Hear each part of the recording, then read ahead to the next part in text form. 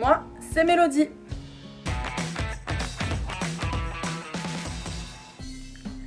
Je suis née le 29 décembre 1987. Alors, quel est mon âge d'après toi? J'en ai 33. Et donc, du coup, dans 3 mois, je ferai 34. Alors, je vous présente ma petite famille. On a... Rachel, Eden, Comment? Ah, voilà, Milena. Et puis, mon mari... Mathieu, c'est ma famille. Et j'aime passer du temps avec ma famille. J'aime bien quand on va promener ensemble, quand on va jouer ensemble. On peut aussi parfois regarder des programmes à la télé ensemble. On aime bien par exemple regarder le mardi soir koh Lanta. On aime bien regarder ça en famille, voilà.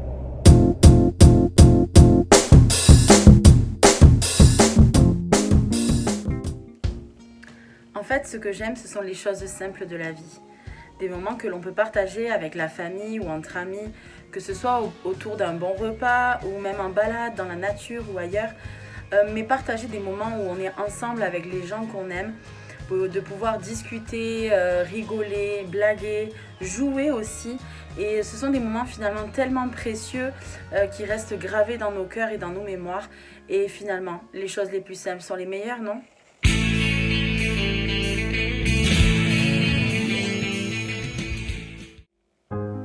S'il y a bien quelque chose que j'aime faire depuis que je suis vraiment toute petite, c'est...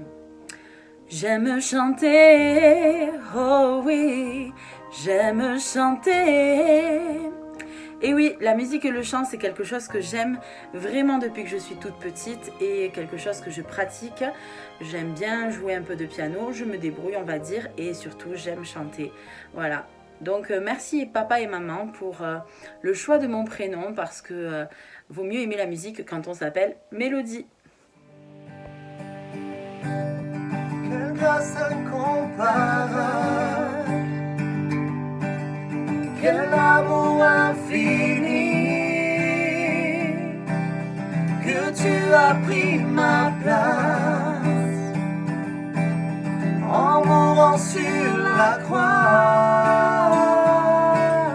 Tu as donné ta vie pour qu'enfin je sois libre.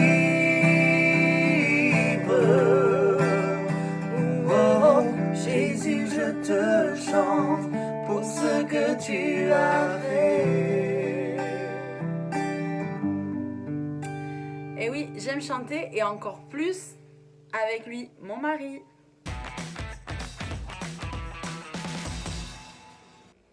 Alors, il y a beaucoup de versets dans la parole de Dieu que j'aime beaucoup. Mais le verset que je vais vous donner, c'est un verset que vous connaissez très certainement. Et ce n'est pas moi qui vais vous le dire, c'est ma fille Eden. car Dieu a tant aimé le monde qu'il a donné son Fils unique afin que quiconque croit ne périsse pas, mais qu'il ait la vie éternelle. Jean 3,16. Alors, j'avais raison, non? Vous le connaissez ce verset. En tout cas, pour la plupart, ceux qui ont grandi dans l'église, je suis sûre que vous l'avez appris. Parce que oui, c'est un verset, lorsqu'on vient à l'église depuis qu'on est petit, que l'on apprend, c'est l'un des premiers versets, je pense, que l'on apprend, que l'on connaît par cœur de la Bible. Mais ce verset, il est encore plus beau, il est encore plus magnifique lorsqu'on comprend ce qu'il veut dire, lorsqu'on réalise que oui, Dieu a vraiment donné son Fils, Jésus, afin qu'il meure à notre place et que nous puissions être sauvés. Et ça, c'est ce que j'ai réalisé et c'est ce que je vais vous raconter. Depuis ma naissance, j'entends parler de Jésus, j'entends parler de la Bible, de ce que Dieu a fait, de ce que Dieu a créé, de ce que Jésus a accompli, déjà même dans le ventre de ma maman, puisque mes parents sont chrétiens et que je suis fille et petite fille de pasteur. J'entends parler de ce Dieu merveilleux qui a créé la terre et le ciel, qui nous a créés, qui nous aime et qui veut nous rendre heureux. J'ai grandi tout en allant tous les dimanches au gîte comme pour la plupart d'entre vous Et puis aussi à la maison, je recevais cet enseignement précieux où je découvrais au fur et à mesure que je grandissais toutes ces histoires merveilleuses qui se trouvent dans la parole de Dieu, dans la Bible. Je n'ai jamais douté de l'existence de Dieu. J'ai toujours cru en ce Dieu dont j'avais entendu parler. J'ai toujours cru que Dieu était dans le ciel et qu'il était vivant et réel et qu'on pouvait le prier, qu'il nous entendait, parce que ce sont des choses qui m'avaient été enseignées et j'y croyais de tout mon cœur. Je n'ai jamais douté de cela. J'ai toujours cru que Dieu était bien vivant, qu'il était réel. D'ailleurs, j'ai eu l'occasion, non seulement je le croyais, mais j'ai eu l'occasion de le voir parce qu'il a répondu à mes prières et je l'ai vu au travers même de miracles qui se sont produits dans ma famille parce que Dieu est vivant, il est réel, il m'a confirmé cela parce qu'il a répondu à mes prières. Mes parents nous ont enseigné aussi quelque chose de très important, c'est craindre Dieu. Alors craindre Dieu, ce n'est pas en avoir peur. Je n'avais pas peur de Dieu. Par contre, j'avais vraiment un profond respect pour Dieu. J'aimais Dieu et je voulais, le désir de mon cœur, c'était de lui plaire et c'était de ne pas faire quelque chose qui puisse lui faire de la peine, attrister son cœur. Et du coup, cette crainte que j'avais, c'était quelque chose qui me gardait de mal agir, de mal me comporter, de mal parler. Parce que mon désir, c'était de plaire à Dieu. Le temps a passé, j'ai grandi et tout en continuant de croire en toutes ces choses merveilleuses qui m'étaient enseignées et qui se trouvent dans la parole de Dieu. Mais un jour, je me souviens, lorsque je devais avoir 11-12 ans, nous étions en conversation avec mes parents et puis mon père m'a posé la question et m'a dit « Mélodie, est-ce que tu es sauvée ?» Et je l'ai regardée assez surprise et je lui ai dit je sais pas. Et je lui ai répondu cette question parce que je me suis dit au moins si je dis je sais pas, je serai tranquille quoi, voilà. Et, et en fait mon papa m'a répondu si tu sais pas, c'est que tu ne l'es pas. Parce que quand on est sauvé, on le sait. Et il m'a dit cette phrase qui m'a marquée. Et tout simplement, tu sais Mélodie, aujourd'hui, tu es grande et tu es responsable de ton salut. Alors être responsable de son salut, ça veut dire quoi? Ça veut dire tout simplement que le choix nous appartient de vouloir de Jésus dans notre vie, d'accepter qu'il soit mort pour nous parce que nous sommes des pécheurs et de le suivre, de le servir. Et du coup, notre destination pour l'éternité sera le ciel, ou alors ne pas vouloir de Dieu, ne pas vouloir de Jésus dans notre vie et vouloir faire sa vie sans Jésus, sans Dieu dans notre vie. Et dans ce cas, notre destination finale, c'est l'enfer. Et donc mon papa m'a averti de ces choses-là et c'est quelque chose qui m'a marqué parce que j'ai réalisé que je ne dépendais pas, mon salut, mon éternité ne dépendait pas de la foi de mes parents. Ce n'est pas parce que mes parents étaient des chrétiens et en plus pasteurs que j'étais forcément sauvée. Non, parce que le salut, c'est personnel. Dans cette même période, je suis rentrée au collège et c'est là que les choses sont devenues compliquées pour moi. Je suis devenue une jeune fille qui avait beaucoup de complexes et je manquais beaucoup de confiance en moi.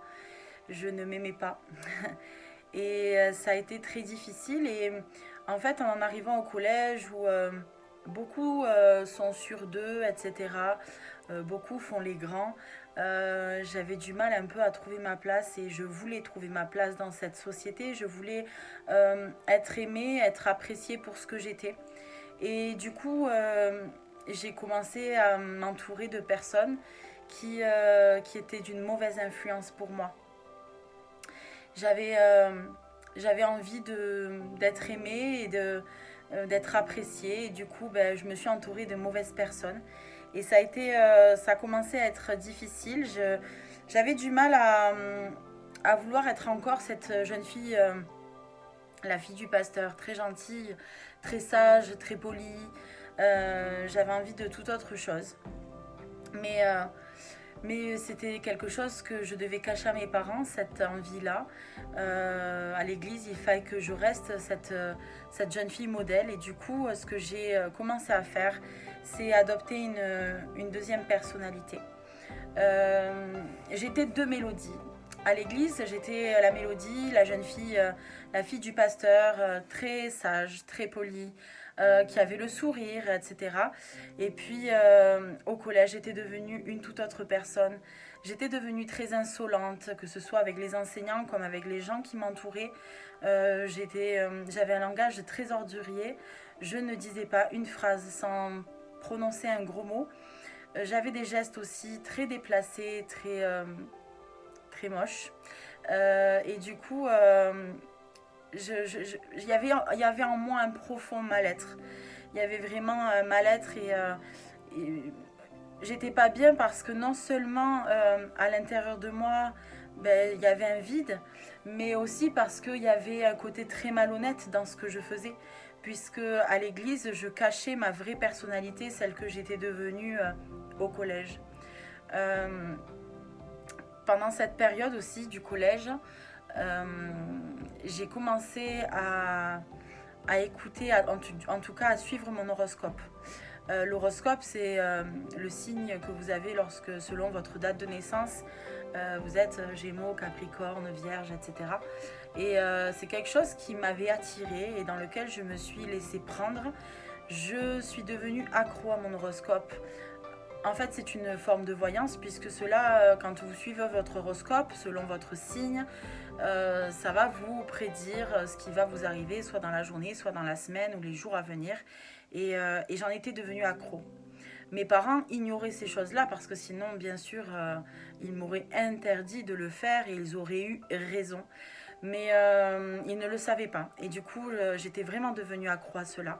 Je ne partais pas au collège sans écouter mon horoscope. C'était devenu très fort. C'était devenu un lien pour moi, en fait. Et j'avais ce besoin qui était permanent. Et plus le temps a passé, et moins j'étais bien, moins j'étais heureuse, et plus j'étais insolente. Et ça a été une période compliquée parce que ceux que je pensais être mes amis au collège et qui étaient finalement d'une mauvaise influence n'étaient pas des amis et ne m'ont pas aidé à me sentir mieux dans ma peau. Bien au contraire, j'ai encore plus souffert de ce mal-être qu'il y avait au fond de moi. Et puis un jour, en avril 2001, notre église avait organisé un week-end familial et nous étions partis donc avec plusieurs chrétiens de notre église 3 jours à la montagne et moi obligée d'y aller en tant que fille de pasteur, je devais suivre et puis j'étais contente parce que pour moi c'était un week-end où j'allais pouvoir profiter de mes copines de l'église surtout et puisqu'on dormait dans la même chambre, etc. Ça va être pour moi ça allait être un week-end de rigolade, de jeu plus qu'autre chose et je comptais pas forcément assister aux réunions pour recevoir quelque chose, pas du tout. C'était vraiment pour moi un week-end à profiter de mes copines et à jouer, à rigoler. Sauf que Dieu en avait décidé autrement. Et il s'est passé 2 jours. Et lors de la dernière réunion, ou l'avant-dernière, il y a eu la prédication, les chants, enfin comme une réunion normale. Et je ne me souviens pas de la prédication. Il y a juste un passage qui m'a marqué. Le prédicateur parlait du retour de Jésus. Je ne me souviens pas exactement de tous les mots qu'il a, mais il a parlé du retour de Jésus et du fait qu'on devait être prêt au final. Et ça m'a interpellée au fond de mon cœur. Je ne me souviens de rien d'autre de la prédication, si ce n'est ce passage-là. Et puis après la prédication, le pasteur a demandé à ceux qui voulaient rester de rester pour recevoir quelque chose de la part de Dieu. Et ceux qui n'avaient pas envie avaient la liberté de sortir. Et moi j'ai vu au fur et à mesure mes copains et mes copines de l'église sortir de cette salle où il y avait la réunion et ma meilleure amie qui se retourne et me dit « Alors, qu'est-ce que tu fais? Tu viens ?» Et je lui ai dit « Oui, j'arrive. » Et en fait, je n'ai pas pu me lever. À ce moment-là, j'ai été comme clouée sur ma chaise. Je me suis courbée, j'ai fermé mes yeux Et il s'est passé quelque chose d'incroyable. C'est que au moment où j'ai fermé mes yeux, j'ai été placée sur le mont Golgotha, devant la croix où Jésus est mort pour moi. Et devant cette croix, j'ai vu Jésus me regarder avec un regard tellement rempli d'amour et me dire c'est pour toi que je meurs, c'est pour toi, c'est pour te sauver. Et à ce moment-là, je me suis effondrée en larmes, j'ai pleuré toutes les larmes de mon corps. Et encore aujourd'hui, quand j'en parle, j'en suis tellement touchée et bouleversée parce que c'est quelque chose qui m'a marquée. J'ai vu Jésus mourir sur la croix pour moi, pour que je puisse être sauvée. Et du coup, j'ai pleuré, j'ai tellement pleuré, j'ai demandé pardon à Jésus pour avoir voulu finalement vivre ma vie sans lui, pour avoir cru que je pourrais être mieux sans lui. Et je lui ai demandé pardon, et je lui ai demandé de venir laver mon cœur, je lui ai demandé de venir habiter dans mon cœur et que j'avais besoin de lui. Et vous savez ce qui s'est passé ? Il s'est passé quelque chose de merveilleux. C'est que à ce moment-là, au moment où j'ai fait cette prière, Jésus est venu changer mon cœur. Il est venu enlever ma peine. Les larmes qui étaient des larmes de tristesse parce que j'avais eu conscience d'avoir peiné Dieu se sont transformées en larmes de joie parce que Jésus était venu laver mon cœur. Il était venu laver ma bouche aussi parce que j'avais tellement de saleté dans ma bouche. Il est venu vraiment me purifier et il a fait de moi son enfant. Ce jour-là, c'était le 16 avril 2001, j'avais 13 ans. Et ce jour-là, j'ai donné mon cœur à Jésus. C'est le jour où j'ai compris que Jésus était mort sur la croix pour moi. C'est le jour où j'ai réalisé ce merveilleux verset qui vous a été cité tout à l'heure, Jean 3,16. Car Dieu a tant aimé le monde qu'il a donné son Fils Jésus, afin que quiconque croit ne périsse pas, mais qu'il ait la vie éternelle. Ce quiconque ce jour-là, ce 16 avril, c'était moi. Et je venais de le comprendre, je venais de le réaliser. Pourtant, des prédications sur l'amour de Jésus, j'en ai entendu depuis ma naissance. Mais ce jour-là, vraiment, j'ai compris pourquoi. Et j'ai donné mon cœur à Jésus-Christ. À partir de ce jour, ma vie a complètement changé.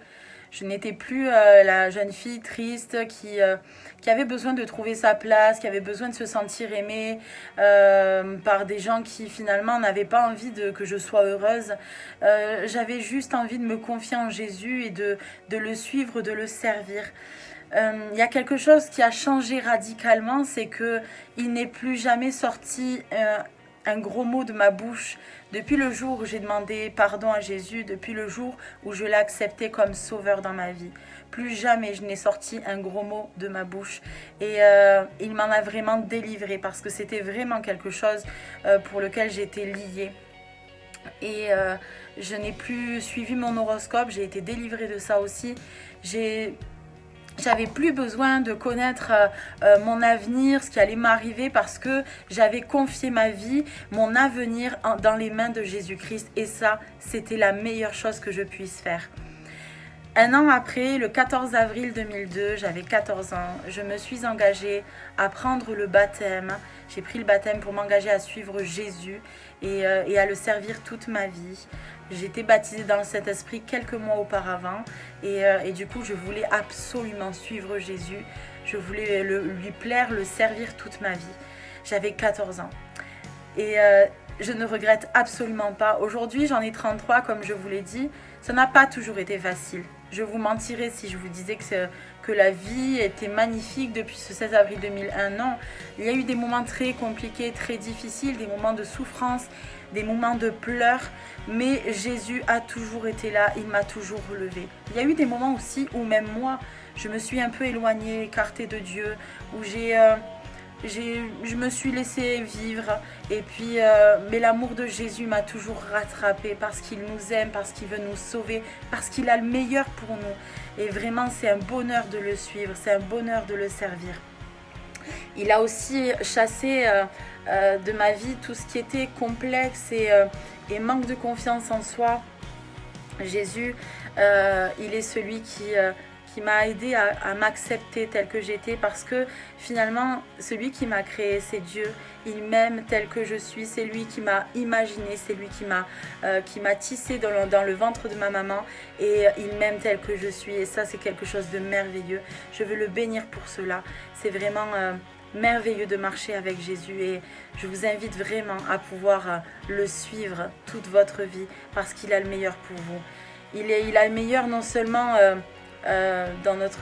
pour notre vie professionnelle, mais aussi pour notre vie sentimentale. Le Seigneur, il m'a permis de réussir mon BEP, mon bac pro, pardon, et puis il m'a permis de rencontrer la bonne personne, celui que Dieu m'avait réservé et qui est aujourd'hui mon mari, Mathieu. Il m'a donné des enfants, et c'est vraiment un bonheur de pouvoir marcher avec Jésus, de le suivre, de le servir et de le laisser guider notre vie. Pour terminer cette vidéo, j'aimerais te lire un psaume qui me tient à cœur et que je veux vraiment partager avec chacun de vous. C'est le psaume 139 et je vais vous le lire dans la traduction Parole de vie. Seigneur, tu regardes jusqu'au fond de mon cœur et tu me connais. Tu sais quand je m'assois et quand je me lève. Longtemps à l'avance, tu sais ce que je pense. Tu sais quand je marche et quand je me couche. Et tu connais toutes mes actions. Je n'ai pas encore ouvert la bouche, tu sais déjà tout ce que je vais dire. Tu es derrière moi, tu es aussi devant moi. Tu poses ta main sur moi. Tu me connais parfaitement. Pour moi, c'est trop beau. Cela dépasse tout ce que je peux comprendre. Ce psaume, il est magnifique parce que il nous parle encore de combien Dieu nous connaît parfaitement. Il est notre créateur et il te connaît parfaitement. Ce que j'ai envie de te dire, c'est que Dieu te connaît, Dieu te voit, il sait tout de toi. Il sait ce qu'il y a au fond de ton cœur. Il sait tes envies, tes désirs. Il sait ce qui te peine. Il sait aussi ce qui te complexe. Il sait peut-être aussi l'amour qu'il te manque, ce que tu voudrais. Mais Dieu te connaît parfaitement. Il t'aime d'une manière parfaite aussi parce qu'il est amour. Et ce qu'il veut, c'est combler ta vie, ton cœur. Alors, ce que j'ai envie de te dire, c'est confie-toi en lui. Va dans ta chambre, prie Dieu, qu'il se révèle à toi, qu'il t'apporte tout ce dont tu as besoin et que vraiment il te montre à quel point il t'aime, qu'il puisse te montrer aussi le sacrifice de la croix, que c'est par amour pour toi qu'il a accompli cela. Et tu verras, ta vie changera. Si vraiment tu décides de lui donner, de lui abandonner ta vie changera, sois-en sûr. Alors que Dieu te bénisse, que Dieu t'éclaire, que Dieu te remplisse de son amour et que tu puisses le suivre et le servir toute ta vie. Je te fais de gros bisous, je prie pour chacun de vous et voilà, je vous aime, que Dieu vous bénisse.